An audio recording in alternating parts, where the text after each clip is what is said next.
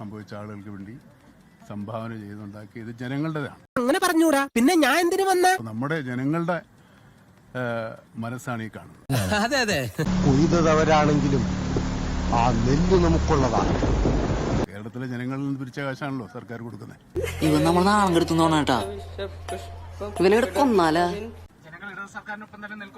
ജനങ്ങൾ അല്ല, അത് നമുക്കറിയില്ല. LDF വരും, എല്ലാം ശരിയാകും. അതൊക്കെ കുറെ കേട്ടോ.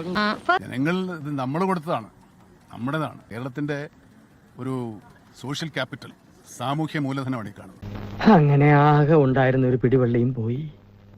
സൂപ്പർ ഹിറ്റ് ആകുമെന്ന് കരുതിയിരുന്ന ബോട്ട് ചെട്ടിയും 8 നില പൊട്ടി.